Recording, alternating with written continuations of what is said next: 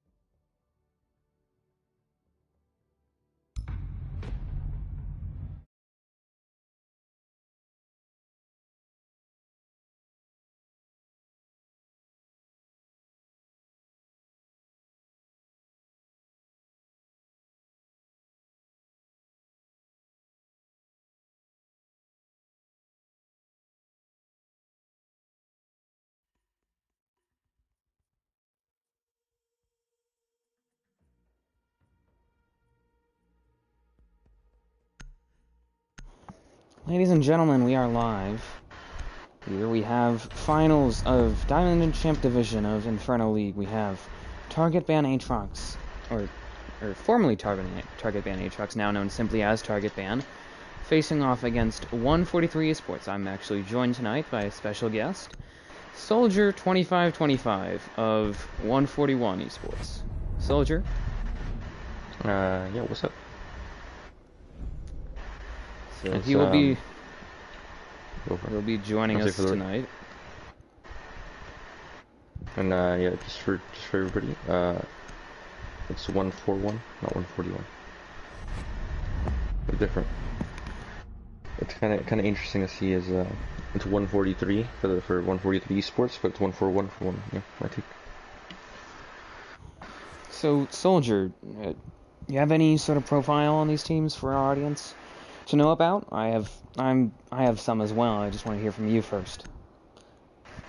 I mean, 143's had an amazing run, as they arguably shouldn't be here. They should have taken the loss to Blood Wolves, but somehow we're able to pull it through. So now we're going to be seeing, I think it's number 6 seed versus number 1 seed. I'm gonna check that, but I think you're right on that. And then on the other side, we have Target Ban. I'm gonna have to use to not saying the Aatrox moniker at the end. One person I saw described them as sort of the dream team, referencing that sort of 1992 Olympic basketball team, and they certainly are Olympic in a sense. They're a combination of just overall all-star players from multiple teams, multiple orgs. You have Corrupt Reality, you have Envy in Diatira, you have a lot of, I would say, if you wanted to consider generations in competitive Siege, this is, I would say, a group of generational talents here. Yeah, no doubt about that. It'll be very interesting to see.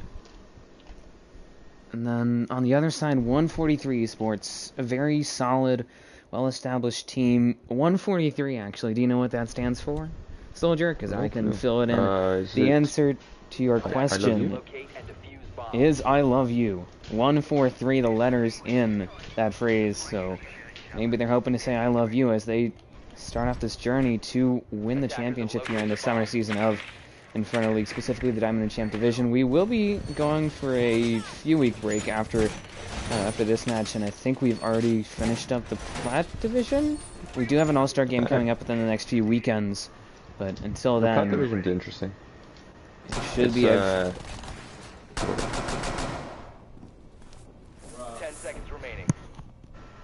Okay, what I was going to say, the Plat League is interesting just because the teams that are supposed to be playing the league are apparently unable to contact each other, or one team isn't contacting the other, so we're not going to be seeing a Plat League game, a Plat Finals game.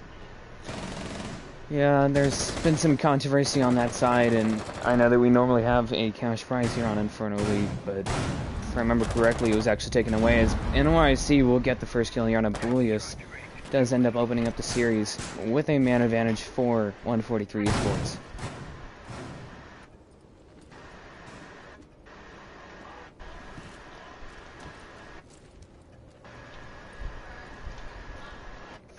Now, looking at the setup here of Target Pen, it's very spread out. I mean, you have essentially a 3-floor hold here from them, even though they're only really needing to cover these 2 rooms here, the objective itself. And then if you look, they have 3 players on that sort of ground floor, only one of which is on site, and then their 4th player, I believe, was on the 2nd floor, as NYC will get traded by Aiden for a 4v4 now.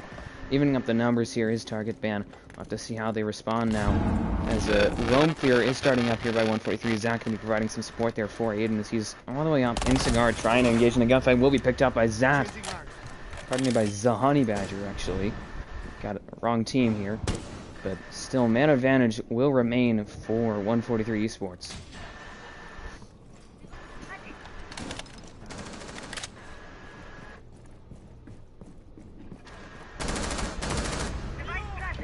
.4v2 now. Zahani Badger gets a double kill onto Zat. 2 players with Z's in their names will face off here in the first round, and to see if that continues, as we do have this is rather a best of 5 for the finals, so we'll have to see how that really affects these 2 teams. Diatiro will get dragged around to Ponica. Shaq gonna try and get a nitro potentially. Does throw it out to no avail, though, as you can see. 143 trying to make their way towards the objective. They do have about a minute left here. Don't know if they're going to be able to actually make something happen. They don't have the diffuser, however.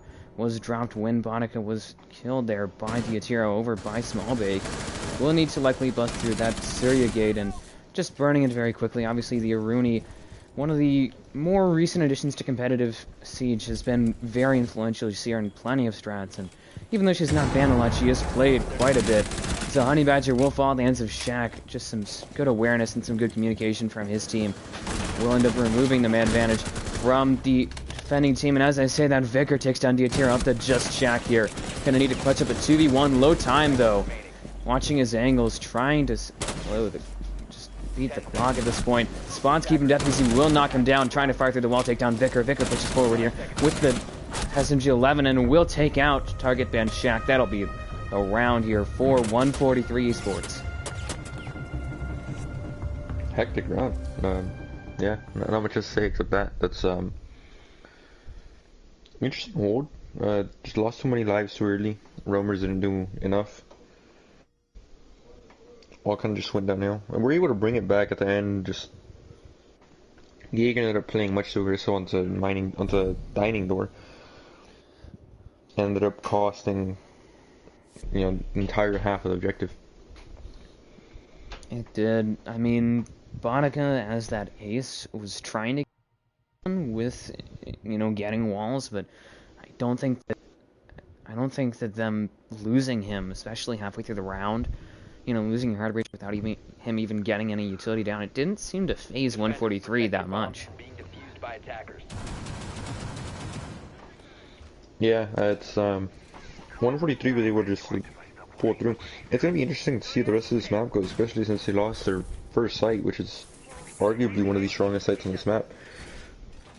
I'm not sure if it's an early tell or if it's just caught them off guard. Yeah, hopefully it's just a small bump in the road, but this is a best of 5, so not only do we have to consider overall the strength of the teams, which based off that first round seems to favor 143, but historically, Target Ban is a very difficult opponent, but also endurance, because you have to keep up with the other team for at least 3 maps. You have to beat them for at least 3 maps, or be able to, stay just about in lockstep with them for up to 5, considering that you have to win 3 of the 5 maps in order to take this series, in order to take that championship.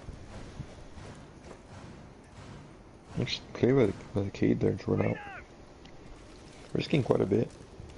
Yeah, a bit of a risky play there from Aiden. Don't know if that was really worth the risk that came with it, but certainly is part of the target ban brand is those aggressive plays. They do what they want and they force the enemy to go along with it. Hatch popped open there by the sledge of Vicar. We'll have to see if we can get any vertical play set up. Now, 2 nitros actually wasted, and for 1, for no health taken down on Vicar. Just a waste of utility there by target ban. Audica finally able to get some hard reach utility down as they will take that cigar wall. However, they need to worry here about that Thunderbird of Diatiro below with the spear. It might be looking to swing up red stairs. Spots one, takes him out, takes the head off of NYC to Paris, looks for another one to Vicar. But Vicar will trade, takes down that Thunderbird. In exchange, though, they lost a potent fragger in NYC to Paris as that Ash. Obviously, Ash did get nerfed pretty heavily towards the beginning of the season, but still a strong classic entry frag choice. Spotting another member of target band, this time Shaq over there, and Cigar does take a bit of health down from the Honey Badger. Will fall back now towards the edge, really, of Cigar Lounge. Just going to be playing near where that sofa is, whatever you wish to refer to that call as. So you can see Vicar pushing forward here. Just a bit of a slow beginning to this series. Obviously only 2 rounds in, but seems to be a lot of a just very tactical play here as Shaq will engage in combat with Vicar. Vicar takes the upper hand, gets the man advantage for his team. 4v2, Bonico get a double, actually getting his first kill of the match onto Aiden Solis up to just target Bambulius and Zap here, as you can see, holding a tight angle, holding a close angle as well. It seems to favor him considering that he's running the M5 here on mute. Bambulius just doing his best to hold down the objective, but needs to win some gunfights, and he wins one onto Bonica, trades his teammate out. But 40 seconds left in the round, and a man advantage still in favor of the attacking team does not fare well here for target ban. Frag grenade going to go out there, the second from Vicar. Was trying to get some health off of one of the members of target ban, however, was unable to get anything really. 3v1 now, keeping death basically takes down target ban. Bambulius up to just Zad here, holding a tight angle, keeping death basically going to look for a plant now. Zad going to push forward with the SMG-11, swings around the corner, does not spot Vicar though. Vicar with the 3k and a round for his team.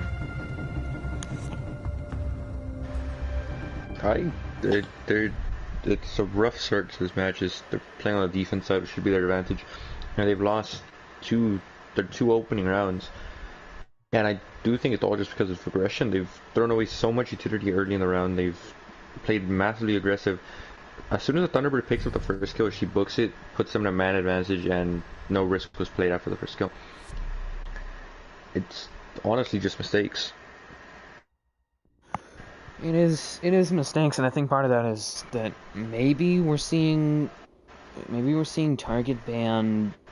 I don't know, they're warming up here potentially. Maybe they've overestimated 143. What do you think?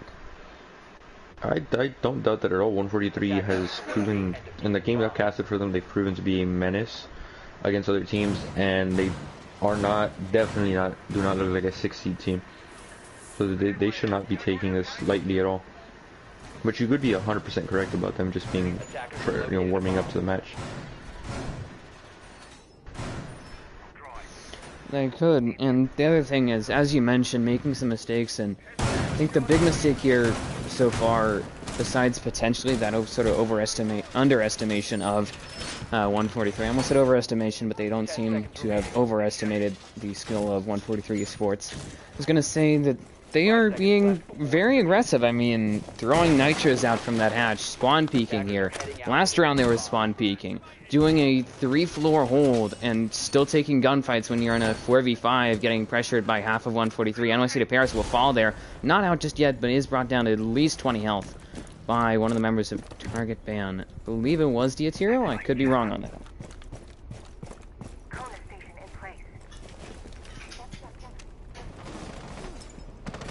Interesting Swampy. Only gonna, like you said, only gonna bring her down to 20 health, so it's not gonna be the end of the world. She still is gonna be able to use the 2 Ash Archers when you did. Indeed, and again, a top floor defense for target ban means that they will need to watch these windows here. As you can see, window play actually being used by keeping death busy. Might be trying to get some sort of frag there, at least get some utility off of it. Does at least hear and somewhat spot. Target ban Shaq is playing the Thunderbird as Aiden Solis takes down Bonica, removes the heart breach. That's a big frag here for target ban. will be trying to now keep the momentum going, as for the first time I think they actually have a man advantage. 4v4, NYC to Paris will even that out, takes down Aiden, and does end up trading his teammate. Not the best way for the first minute to go for either team, really. Losing your hard breach in the first minute is terrible for 143. 4v3 now, as Keeping Death Busy does take down Julius there. Removing that Arumini. Again, just not a great way for this round to open up for Target Ban. I mean, they had the man advantage. They got an important frag on the Vodka, but then they started playing too aggressive and ended up just throwing some lives away here.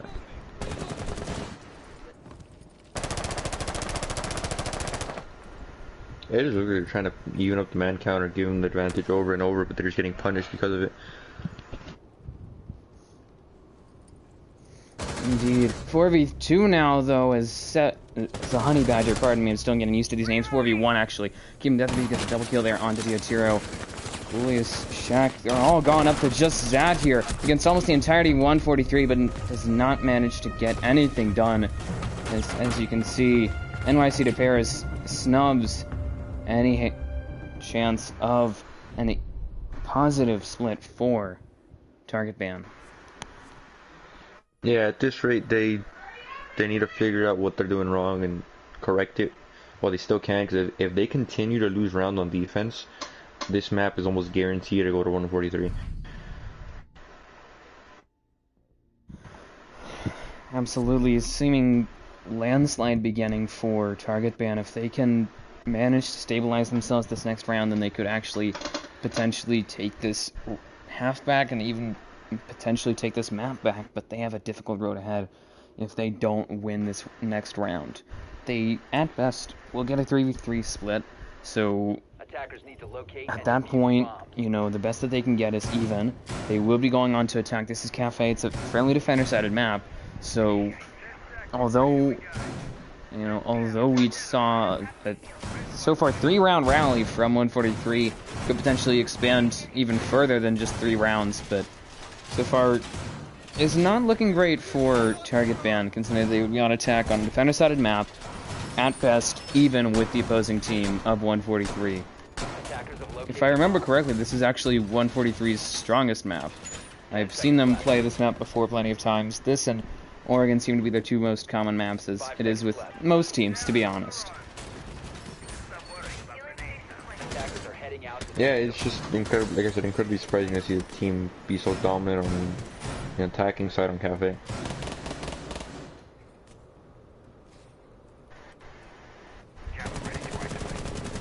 They're going to be running their offside as well, which is going to be their middle foresight.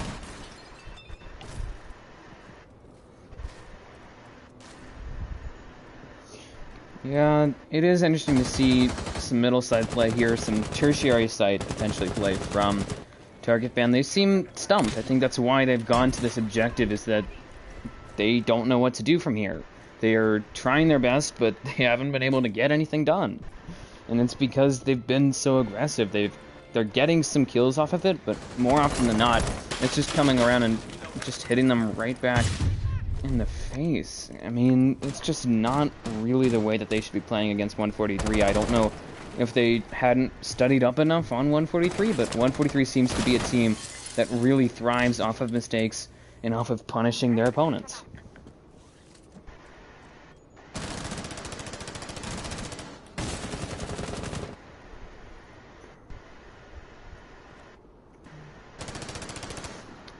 Now, push beginning as Aiden Solis takes down to Honey Badger, however, immediately traded there by NYC to Paris. The fragger there of Ash proving to be very useful for his team.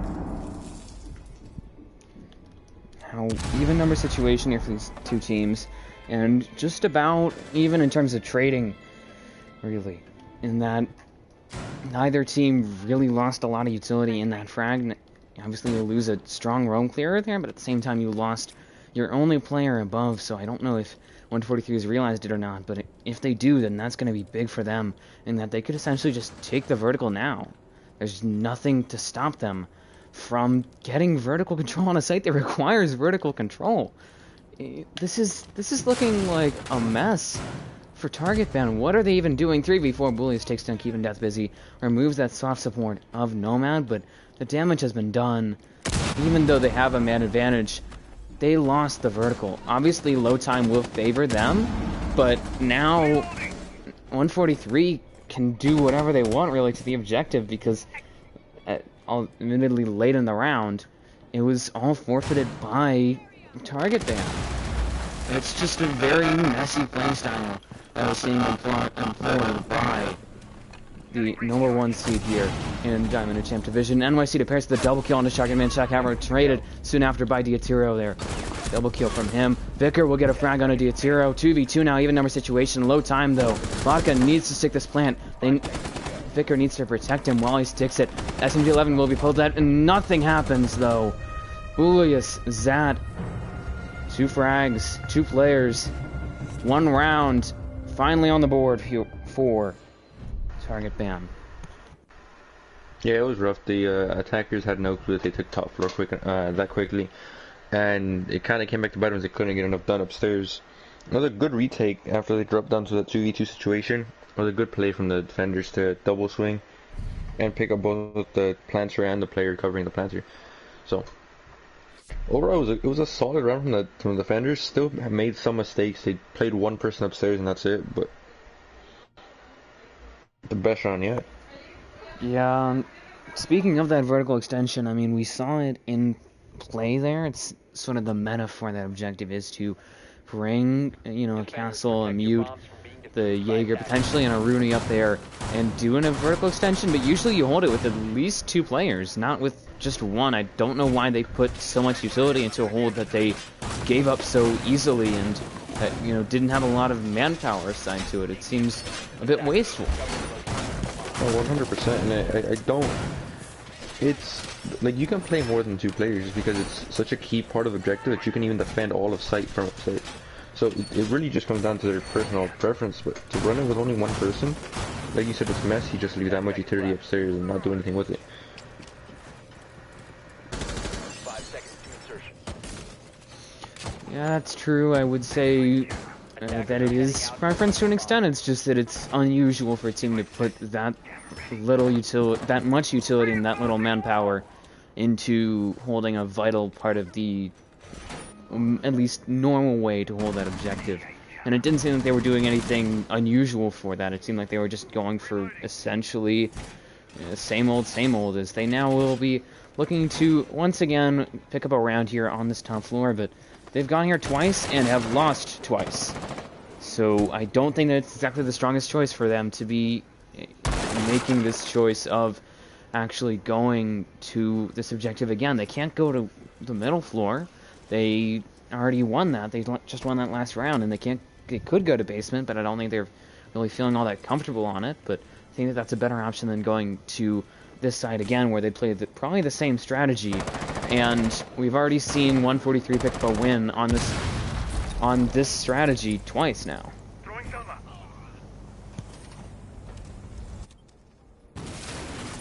Runouts in use potentially from target ban. I might have been seeing that wrong, but it seems like they were again just using a very aggressive playstyle to try and combat 143 as Keevan Death basically takes down Aiden. I have no clue what's going on here for target ban. They're playing dangerously aggressive. I'd say playing with fire almost, in order to use a saying, but I just don't think that it's really what they should be doing, what they need to be doing here, considering that in the past 3 rounds, in the past 4 rounds technically, 143 has punished them for being this aggressive for the most, but obviously, they've gotten 1 or 2 kills off of this aggressiveness. They've obviously gotten that down at DBNO early on, but it's not really been enough to warrant the cost in terms of manpower, in terms of the man advantage, really. Now, as you can see, the remainder of target ban is all on the objective. A very conservative hold, I'd say, from them, as Bullies does take down Vicar there. Removing the sledge has been a key player here for 143. Bullies will fall down, look for potentially a res coming to one of his teammates, as Diatiro will rotate away and look for that revive, as I mentioned. Target man Shaq will get it down onto Botic, and the Fuser's down on the objective. Case is cold. 3v4 now. Shaq will take down, pardon me, Deep from Death Busy will actually take down Bullius. Almost was about to repeat myself, but no. Repeat performance actually from 143 though, they now will even it up, and as I say that, Zant gets the man advantage in his team's favor, takes down Zahani Badger. Now looks for another one. Look at a double on NYC Paris. Poor awareness there from 143. Brings it down to a 1v3. Zant will fall at the hands of Keeping Death Busy. Not killed just yet. Dealt a kill from Keeping Death Busy. Will now have to push forward. Low time does not have the diffuser, so it's almost guaranteedly a win here for Target Ban. Swings, looking for a kill on a Diatira, but no, Diatira gets the frag and the round. It wouldn't have mattered anyways, but an extra stat to pad Target Ban's record and another round in their favor.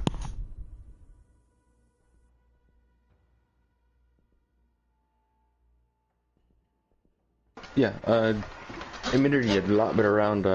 They didn't throw away lives to just absolute nonsense and took the kills they can get and kind of ran away with them. The Mute did end up playing aggressive at the end, but you can't really blame them when it was, you know, that much in favor for them.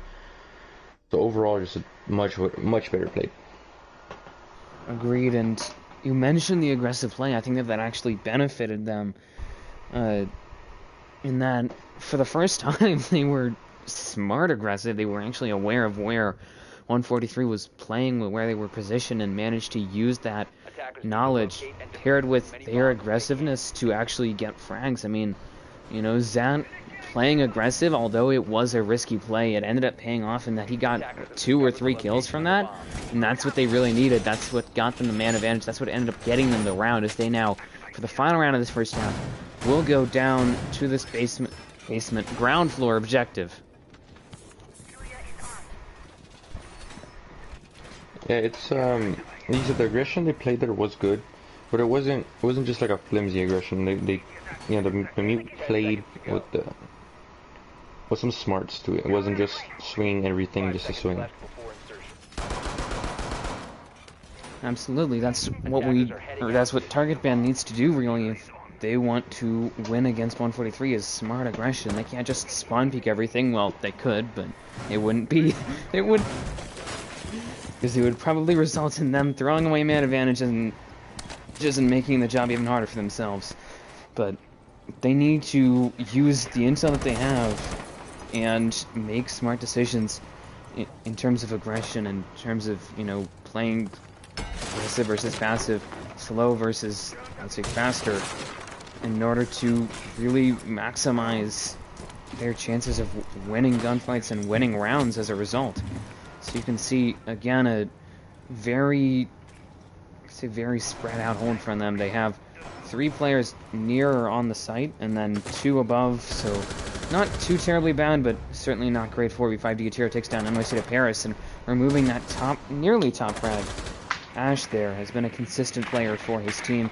Vicar now going to be trying to provide some drone support as Keeping Death Busy does take control of that top floor. They might be looking for they certainly are looking for a top-down roam clear here against Target Ban. I think that's a strong choice for them, considering how aggressively and how roam heavy they've been playing. NYC to Paris, gonna leave. I think he has game chat. I might be wrong on that, but we'll have to see how the next remainder, the final half of this first half goes for 143. Aiden Solis takes down Keeping Death Busy, though, for a 3v5 now, removing the Nomad, and again, not a great position for 143 to be in. We'll have to see if, however, that sort of aggressiveness, that over-aggressiveness, really, from Target Ban, moves back to Baitam. Bonica gonna get another frag here, takes himself off the list of McDonald's fries workers, as he will actually trade his teammate out, but still, 3v4, Bonica on very low health here, about a minute left in the round, and just overall a messy spot for him to be in. Spotting Target Ban Diatira, he'll actually get a frag there onto Bonica, trades his teammate out, 2v4, it's just looking sideways, really, for 143 eSports. 1v4 now, 3k from Target Ban Diatira, looking for a 4th potentially, will be taken down, however, by Zahani Badger. Trade from it. 143 eSports as the final remaining player on their team is looking to clutch this up, but it'll be difficult. Has 30 seconds left, just about. No diffuser, does not have a whole lot of intel, and has to face 3 players on the side of Target Ban. Plus they have those Kona stations, those Thunderbird gadgets. It's going to make it even harder for him to really deal with him, as Zat does get the frag onto Zahani Badger. Closes out the half, 3-3 here for Target Ban. Yeah, something flipped and Target Ban's that does just absolute shift in pace and went for a full flawless sweep on the went for the flawless on the 3-map rotation.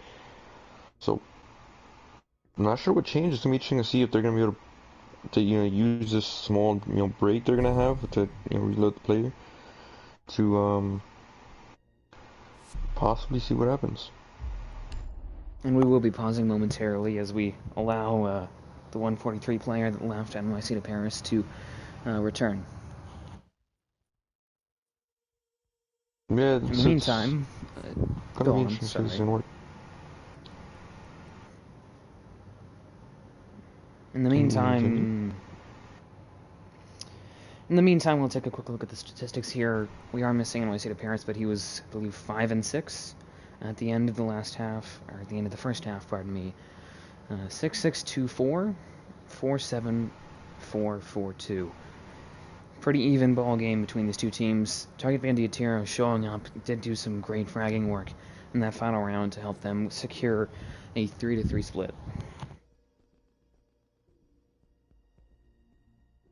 It's gonna be interesting to see how this game's gonna continue to play. As like I said, that now that they've had a 3-round win streak, at least for Target Man, it's gonna be interesting to see if they're gonna be able to continue this momentum and hopefully go ahead and possibly pick up another 3, or if this break's actually gonna give 143 enough time to go ahead and reassess and also figure out what happened and hopefully fix it on the defense.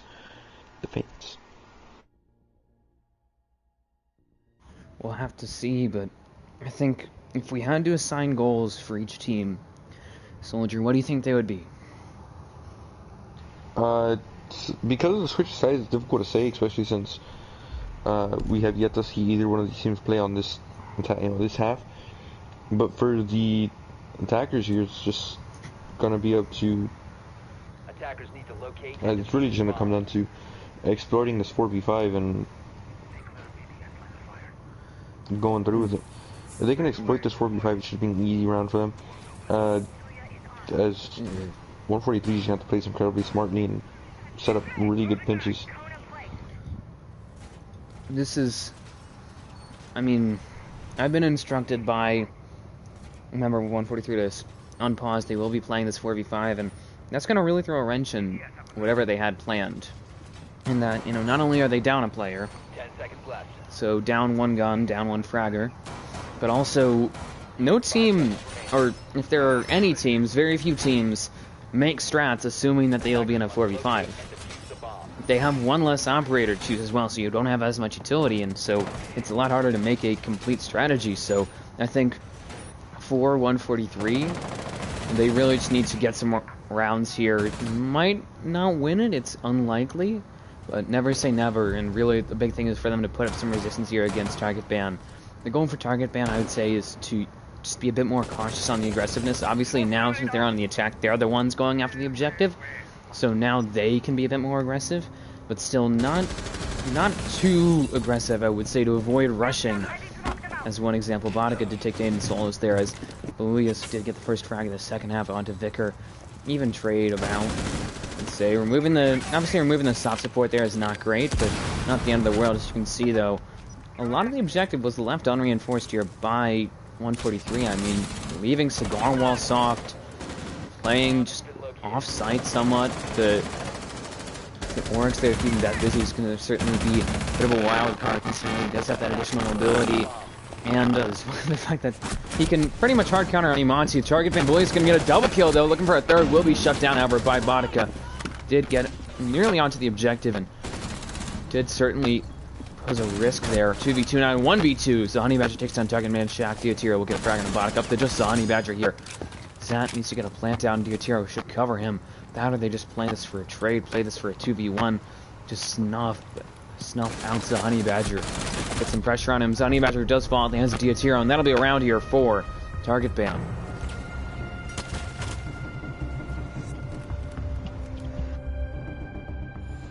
Yeah, it's that round I do think was a mistake from 143, and they should have had that easily, especially with the aggression that they were playing with. A few reinforcement errors, like you were pointing out, but with the aggression they were playing, I don't know who died in cocktail, but they swung that door way too openly and got punished by the Ash, which shouldn't have happened.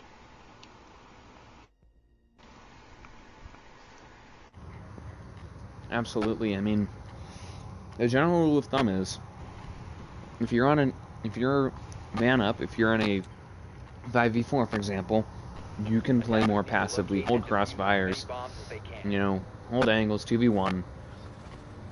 If you're a man down, though, you need to make plays. You need to be a bit more aggressive, and I think, though 143 tried that, I don't think they really fulfilled that vision, and that, by the halfway point, by maybe the 2-minute mark, when it was a 3v5, they were all on the objective. I mean, obviously, it's a smart choice, of course, but they were all just holding angles. I think that it's better that they were on the objective instead of still having a roamer, but they needed to be a bit more aggressive than just letting Julius just jump straight into heaven and get a frag. They needed to be a bit more assertive, really, with target ban, as that's going to be how they bring this back, potentially, or at the very least put up a good fight here on this first map of Cafe.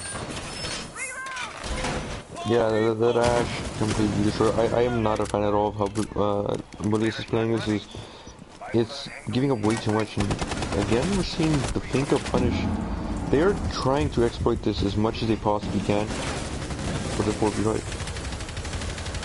And while you're talking 1v3 now, the Honey Badger is left, but all of his teammates fell, and I think that might have been a round record. That was 30 seconds, something like that. That was insanely fast, as pretty much target ban just swarmed the site and got all their frags. Yeah, I don't think 143's realized that they're in a 4v5 yet, so they can't continue to set up site around a 5-man hold. I mean, I think they've realized that they're in a 4v5. They've requested target ban. They've requested that target ban grant them an off roster to finish the game, because I guess something happened to NYC. That means he'll be unable to join for the rest of the series, which is really unfortunate. But I think that is part of the reason why they're in this uncomfortable situation, that they don't really know how to set up the site, how to play for operators. And I would say in a 4v5, you want to cover operators that, first of all, you're comfortable with, so that way you can frag. And second of all, operators that operators that serve multiple purposes. You don't want to pick, I would say you don't really want to pick Castle, because he only serves one purpose, which is for extensions. You want to pick somebody such as, maybe an Ella, which we're seeing from Monica now, and that it's a shield, it's the Ella mines, which can serve a number of purposes, and then also you get some fragging power, potentially a good roamer in, the FO12 or the Scorpion. So I think they need to sort of diversify, and also bring operators that they're comfortable with, in order to stand a better chance. And the other thing is that they're in a 4v5, so if, no matter what, their first frag is considered a refrag.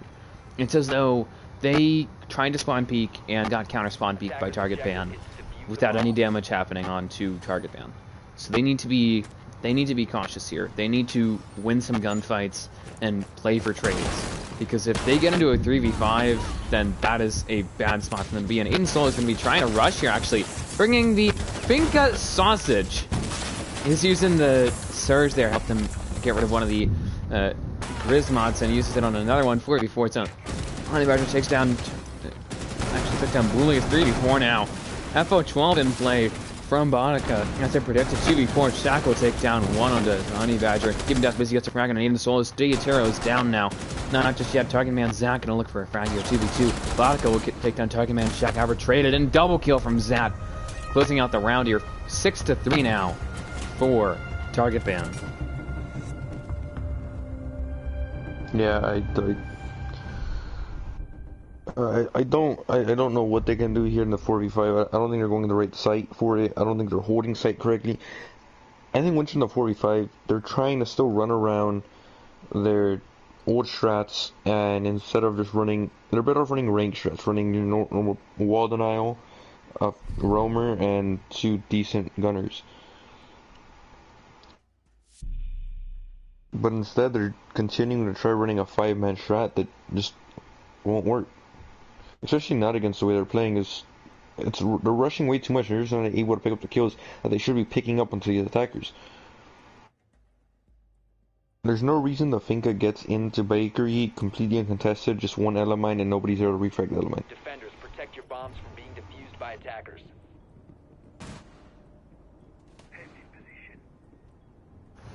Absolutely, and then the other thing is that Target Ban is finally sort of mimicking the playstyle of 143 in that they're being opportunistic. They're punishing 143 for not having an extra man, for not having that fifth.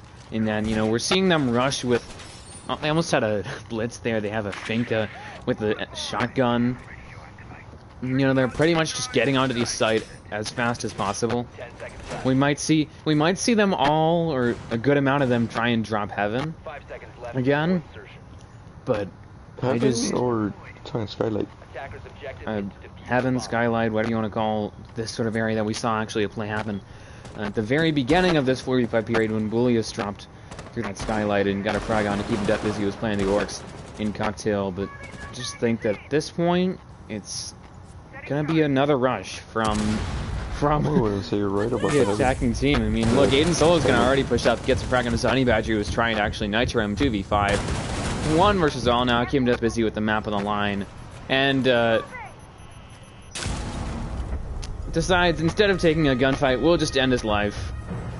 Given the first map to Target Ban, now up 1-0 in the series.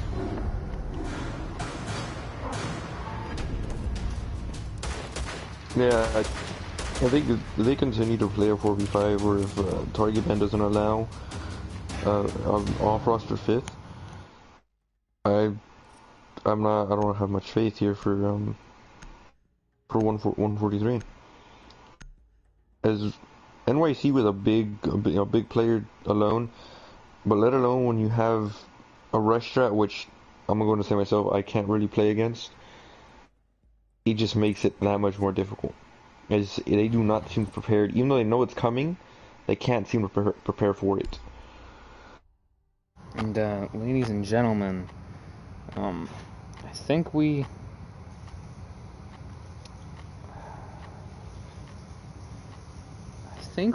just got a forfeit from 143. I'm not 100% sure, but if so, this has been a very, pardon me, a very uneventful.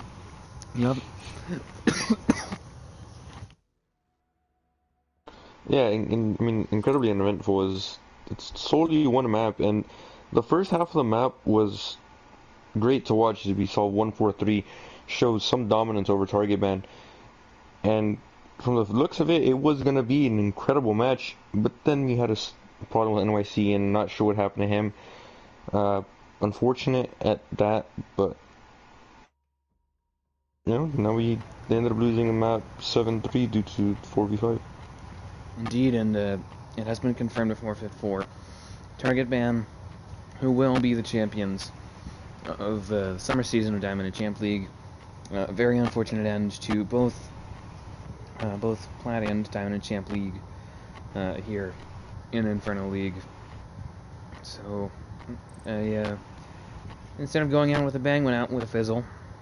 But it was interesting while it lasted.